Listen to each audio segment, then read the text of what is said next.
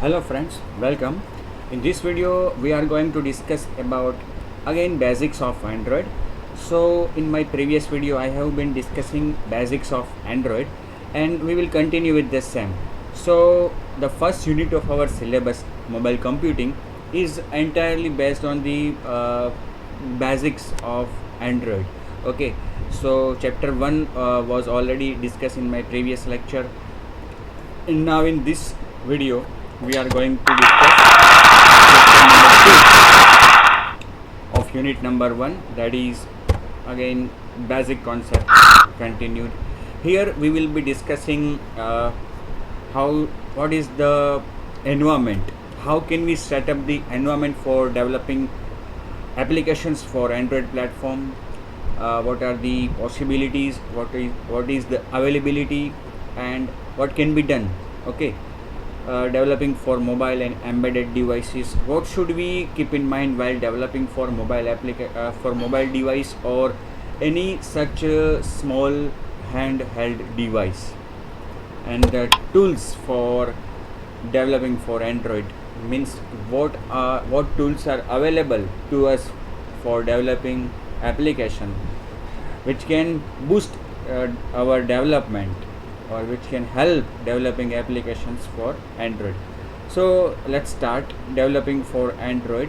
Android SDK provides all the tools and APIs we need to write powerful applications for the Android platform.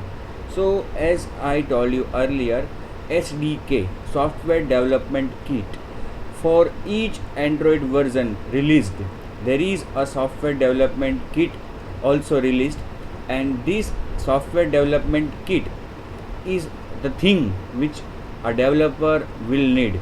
Okay, for a particular platform, a particular SDK release is available, so that any changes which are made to the previous version of operating system are reflected as an API in the SDK, so that developer can use that new features of the platform.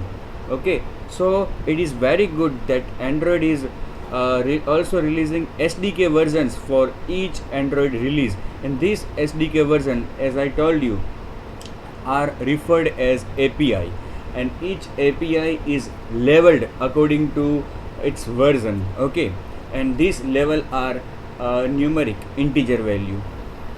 If someone has little knowledge of Java, because this SDK is, in other words, it is an API, it is a collection of Java packages which we can include in our application and we can use. So if we have little or more knowledge of Java, it will be beneficial, because it will be very easy for us to write code for developing our Android application. So little knowledge means what? If you know the syntax of Java, how can we define class, how can we extend class, how can we use interface, what is anonymous class, how can we use anonymous class, what is inner class, such concepts of Java are clear, it will be very beneficial. Okay, inexperience in Java no need to worry, but having knowledge of OOPS language like C++ will also find it familiar. Requirements for setting the environment. So as a developer, what we need? We need SDK. Okay, but where that SDK, where you will put that SDK, उसको आप कहाँ पे रखोगे, कैसे use करोगे, कहाँ पे इस्तेमाल करोगे? आपको सपोज़ कुछ बनाना है, सपोज़ कि आपको टेबल बनाना है, आपको लकड़ियाँ दे दी, आपको हथियार दे दिए, लेकिन बनाओगे कहाँ पे बैठ के? वो जगह तो होनी चाहिए ना, कि जहाँ पे बैठ के या जहाँ पे वो आप काम कर सको। तो आपके पास एक माहौल, एनवायरनमेंट होना चाहिए, मतलब कि एक ऐसा IDE जिसे हम कहें, इंटीग्रेटेड डेवलपमेंट एनवायरनमेंट, जहाँ पे आप कोड भी लिख सको और जहाँ पे आप IDE का इस्तेमाल भी कर सको, मतलब कि API भी वहाँ पे अवेलेबल हो और आपका कोड भी आप वहीं पे लिख सको, इवन टेस्टिंग भी कर सको. So as a developer you need three things to develop application for Android platform. First of all, you need a proper operating system that supports development tools of Android. Okay, if you are using Windows, Unix, Linux, it is okay. Okay, it is good. Most of the operating systems support developing for Android. Okay, Android SDK, yeah, it is required. It is a must needed thing, because if SDK is not available, how can you write your code?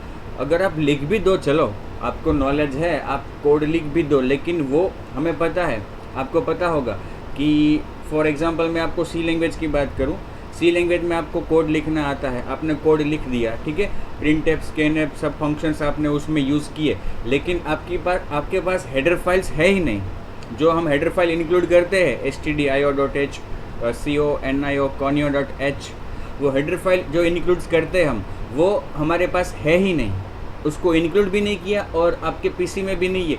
फिर आपने code लिख दिया तो वो code कुछ काम नहीं करेगा, वो तो एरर देगा, बिकॉज कि प्रिंट एप, स्कैन एप जैसे गेट सी जैसे क्लियर स्क्रीन जैसे फंक्शंस जो आपने यूज़ किए हैं वो उसको हेडर फाइल से अवेलेबल होते हैं आपके प्रोग्राम को। तो उसी तरह से हमारे प्रोग्राम में भी हम जब एंड्रॉयड की एप्लीकेशन का कोड लिखेंगे तो उस कोड में हम बहुत से पैकेजेस जैसे मैंने बताया वो इंक्लूड करेंगे एसडीके के, फिर उसके अंदर आए हुए क्लासेस इंटरफेस को यूज़ करेंगे।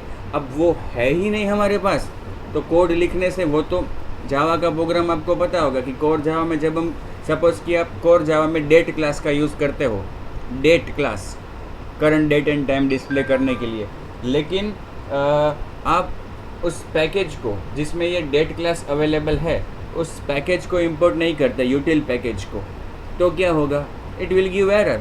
Similar thing will happen here if you don't have SDK, तो आपका कोड लिख तो सकोगे लेकिन वो रन या कंपाइल भी नहीं होगा। या another thing you need is Java. So as we are writing code in Java, it should be compiled in bytecodes, and so minimum JDK version 7 is required for developing Android application. So 3 things: proper operating system, SDK and Java. अगर ये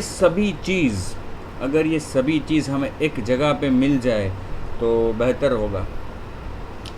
downloading and installing SDK, yes, SDK एक आवश्यक चीज़ है जो हमारे पास होनी चाहिए अगर हमें डेवलपिंग करना हो तो। लेकिन अगर ये हमारे पास SDK अवेलेबल नहीं है तो हमें उसे डाउनलोड करना होगा, इंस्टॉल करना होगा। कैसे कर पाओगे? ओके, इसके लिए आपको ज़्यादा चिंता करने की आवश्यकता नहीं है। एक बात यहाँ पे आपको बता दूँ कि अगर आप एंड्रॉयड स्टूडियो का यूज़ करते हो, जो मेरे ख्याल से 2013 से अवेलेबल है, एंड्रॉयड स्टूडियो, गूगल ने एंड्रॉयड के डेवलपर्स के लिए एक IDE, खास एंड्रॉयड एप्लीकेशन डेवलप करने के लिए IDE डेवलप किया हुआ है जिसे एंड्रॉयड स्टूडियो कहा जाता है। ये एंड्रॉयड स्टूडियो बहुत सी सुविधाएं देता है, जैसे कि SDK को अपडेट करना, SDK को इंस्टॉल करना, अलग अलग फीचर्स को, एक्सटर्नल लाइब्रेरी को इंक्लूड करना आपके प्रोजेक्ट में, एप्लीकेशन में। तो ऐसी बहुत सारी सुविधाएं स्टूडियो हमें देता है, एंड्रॉयड स्टूडियो, जिसकी चर्चा हम इसके बाद करेंगे। तो अगर आप एंड्रॉयड स्टूडियो को यूज़ करते हो तो आपको कोई परेशानी होगी ही नहीं, क्योंकि SDK आपको ऑटोमेटिक, मतलब कि जैसे ही आपका जो एंड्रॉयड SDK आप जो यूज़ कर रहे हो, अगर उसको अपडेट करने की आवश्यकता है तो ऑटोमेटिकली आपको स्टूडियो प्रॉम्प्ट करेगा कि new release version is available. वो तो आप यूज़ करोगे तो आपको पता चल जाएगा। लेकिन मैन्युअली आप करना चाहते हो, जैसे कि आप इक्लिप्स या ऐसा कोई IDE यूज़ करते हो, या इक्लिप्स, उसमें भी हम एंड्रॉयड की एप्लीकेशन बना सकते हैं। जैसे थर्ड पार्टी टूल और थर्ड पार्टी IDE, इसका भी हम यूज़ कर सकते हैं, ठीक है। So if you are using any such IDE, you should manually download your SDK and install it on your platform, that is your PC. But it is not a big thing. There is no cost of downloading Android SDK. We just need to download it from the official site of Android, that is developer.android. जो उसकी website है Google की, उसमें से आप easily SDK का version आपके क्या कहते हैं हम वर्ज़न के अनुरूप डाउनलोड कर सकते हो, मतलब कि जिस वर्ज़न के लिए आप डेवलप करना चाहते हो उसके लिए। So nowadays all we need is Android studio. अगर ये सब चिंता नहीं करनी है आपको, इस सब अलग अलग मैनुअल चीज़ें करने में आपको टाइम अपना वेस्ट नहीं करना है, तो बेहतर एक चीज़ मैं आपको बताऊं कि एंड्रॉयड स्टूडियो यूज़ करो, बिल्कुल परेशानी नहीं। The best thing I have observe and experience up to this Android Studio. Yeah, it requires much space and also in terms of secondary memory and main memory. तो अगर आप Android Studio का use करना चाहते हो तो ये थोड़ी जगह तो ऑक्यूपाई करेगा। हार्ड डिस्क की जगह का तो प्रॉब्लम नहीं होगा आपको, लेकिन रैम जब ये एग्जीक्यूट होगा, रन होगा, तो रैम भी उसको थोड़ी ज़्यादा चाहिए। मतलब कि अगर आपके पास 8 GB रैम आप यूज़ करते हो अपने पीसी में या लैपटॉप में, तो एंड्रॉयड स्टूडियो रन करने में आपको मज़ा आएगा, लेकिन 2 GB में बिल्कुल मज़ा नहीं आएगा, क्योंकि जब एंड्रॉयड स्टूडियो रन होगा तो आपके पीसी को वो स्लो डाउन कर देगा। So I recommend you at least 4 GB और 8 GB will be more flexible and convenient comfortable while developing. Otherwise slow हो जाता है उसका एग्जीक्यूशन, और डेवलपमेंट के टाइम पे आपको थोड़ा मज़ा नहीं आता, because as a developer we are continuously updating code and testing it. So if so much time is wasted in waiting for compilation and testing, then it gives a cumbersome feel to a developer. So अगर आपके पास Android studio है तो बहुत अच्छा है। It is available on the same website, तो उसको भी आप डाउनलोड कर सकते हैं फ्री ऑफ कॉस्ट एंड्रॉयड की वेबसाइट से। उसके लिए आपको कुछ ज़्यादा करने की आवश्यकता नहीं। It comes with all things we need to develop an application. और इसमें देखा जाए तो एंड्रॉयड की एप्लीकेशन को डेवलप करने के लिए जो भी चीज़ चाहिए आपको, जो भी सोचो आप, जो भी मांगो, सब कुछ अवेलेबल है।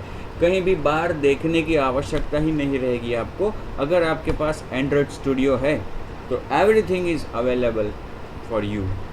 Okay, so you can say a kitchen, a well furnished and well availability of things, and rich kitchen is available. If you want to cook any dish, you can.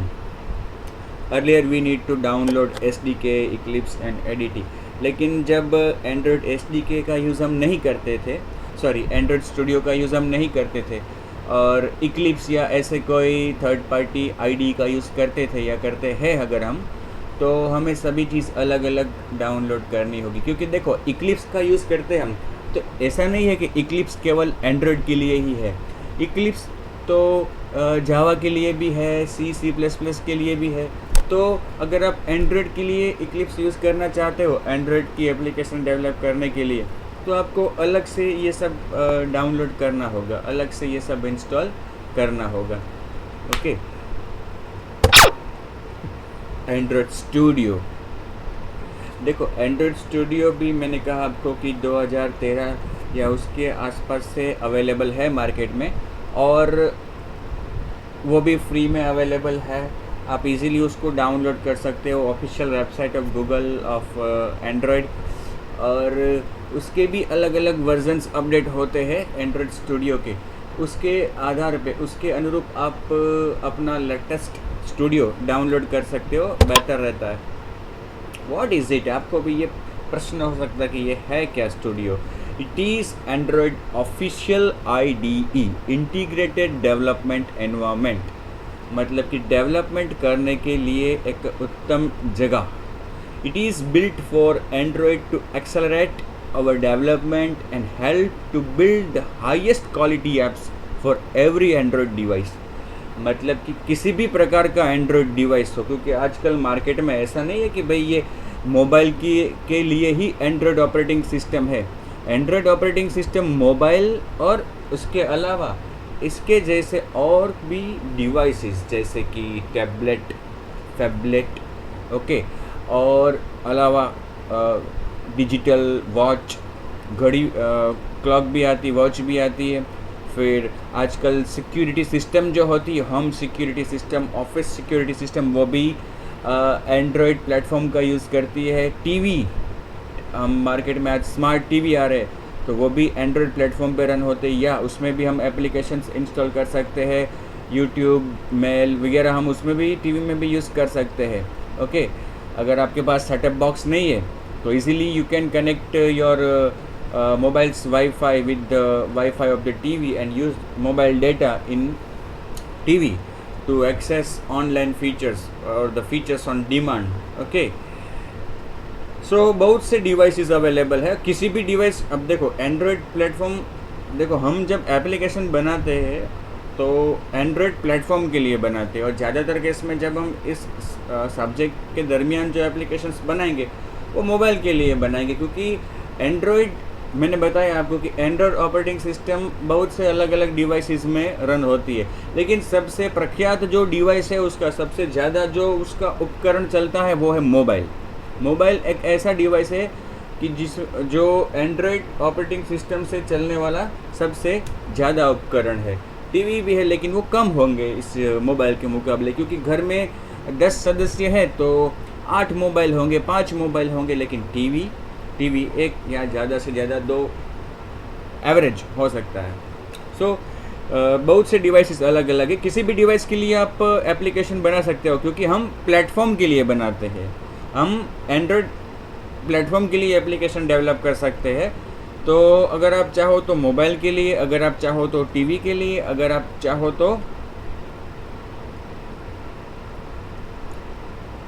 चाहो तो वॉच के लिए, tablet के लिए, किसी भी device के लिए एप्लीकेशन डेवलप कर सकते हो। It offers tools custom tailored for Android developers including rich code editing, debugging, testing and profiling tools inside the box. As discussed, Android Studio is the official IDE for Android development, and with a single download it includes everything we need to begin developing Android apps. क्या कहा है यहाँ पे कि Android Studio के अंदर क्या है? It is the official IDE, as we discussed, for developing Android applications for any type of Android device, and with single download. एक एंड्रॉयड स्टूडियो डाउनलोड करने से उसमें वो सभी चीज़ें आ जाएगी जो एज अ डेवलपर आप चाहते हो, आप मांगते हो, यू एक्सपेक्ट और यू नीड। ओके, जैसे कि क्या क्या आता है उसके अंदर, इंटेलिज IDE plus Android studio plugin. Android studio plugin भी आता है जिसके द्वारा स्टूडियो को आप अपडेट भी कर सकते हो। फिर एंड्रॉयड SDK टूल्स या सॉफ्टवेयर डेवलपमेंट की टूल्स, वो भी स्टूडियो में साथ ही आएंगे, और स्टूडियो में से ही आप SDK को अपडेट भी कर सकते हो। एंड्रॉयड प्लेटफॉर्म टूल्स, प्लेटफॉर्म के अलग अलग टूल्स आते हैं। Version of the Android platform, proper version उसमें जो आप चाहते हो वो भी आएगा। फिर another thing that is Android emulator with an Android system image including Google Play services. Emulator मतलब कि वर्चुअल डिवाइस भी आएगा जिसके ऊपर आप अपनी एप्लीकेशन को टेस्ट कर सकते हो, क्योंकि अगर आप मोबाइल के लिए डेवलप कर रहे हो तो हर बार आप मोबाइल में इंस्टॉल करके अनइंस्टॉल करके चेक तो नहीं करोगे एप्लीकेशन को। तो ये स्टूडियो ही, एंड्रॉयड स्टूडियो हमें एक ऐसा वर्चुअल डिवाइस देता है कि जिसके द्वारा हम अपनी एप्लीकेशन का आउटपुट चेक कर सकते हैं। उसे AVD कहते हैं, Android virtual device. Using Android studio, the latest version of Android studio, या it is old version nowadays, 2.2.3. now the latest version is 3.3 or 3.4. Okay, 3.3 और 3.4 यो आप इजीली डाउनलोड कर सकते हो एंड्रॉयड की वेबसाइट से। Using Android Studio to start up with you need to know the following. देखो Android Studio को यूज़ करना, हाँ पहली बार जब आप यूज़ कर रहे हो तो आपको पता नहीं होगा कि इसमें कौन सी चीज़ कहाँ पे होगी, लेकिन बहुत से IDE आपने एज ए डेवलपर यूज़ किए होंगे तो वो आपके लिए कोई कठिन कार्य नहीं है किसी भी IDE को यूज़ करना। फिर भी आपको कुछ चीज़ें हैं कि जो जाननी पड़ेंगी, जैसे कि अगर आप मेरा प्रैक्टिकल देखते हो, प्रैक्टिकल वीडियोस, तो उसमें आपको इजीली पता चल ही जाएगा कि कैसे इस आईडी को हम यूज़ करें. Otherwise you can find many videos on YouTube regarding how to use Android Studio. Okay, you can easily find out few videos on it. हाँ, जो आपको जानना है वो है कैसे इसको इंस्टॉल करें एंड्रॉयड स्टूडियो को, how to create a new Android application project, किस तरह से नया प्रोजेक्ट या नई एप्लीकेशन हम क्रिएट करें स्टूडियो में. जावा का कोड कहाँ पे लिखे, where to write Java code, where to design the screens, आपका लेआउट, मतलब कि जब आपकी एप्लीकेशन रन होगी मोबाइल में या टीवी में कहीं पे भी, तो जो दिखना चाहिए उसको क्लाइंट को, वो कहाँ पे डिज़ाइन करोगे आप, स्क्रीन फ्रंट एंड जिसे कहते हैं. वेयर आर द रिसोर्सेज कहाँ पे रखे, इसमें रिसोर्सेज क्या होते हैं ये आपको पता चल जाएगा. How to create AVD, virtual device को कैसे क्रिएट करें और कौन कौन से वर्चुअल डिवाइस अवेलेबल है. Where the manifest file is, manifest file कहाँ पे है, उसे कैसे अपडेट करें. How to run the application, application को रन कैसे करें. ओके, ये सभी चीज़ें आपको जाननी पड़ेगी. तो जैसे आप स्टूडियो को डाउनलोड करते हो, इंस्टॉल करते हो, तो ये सब चीज़ें जानना कोई बड़ी बात नहीं है, आप इजीली ये सब जान जाओगे, चिंता करने की कोई भी आवश्यकता नहीं है. As you will use it, you will become used to this Android Studio and you will learn how and where what is available because it is very user friendly. So आपको ज़्यादा परेशानी नहीं होगी. ठीक है.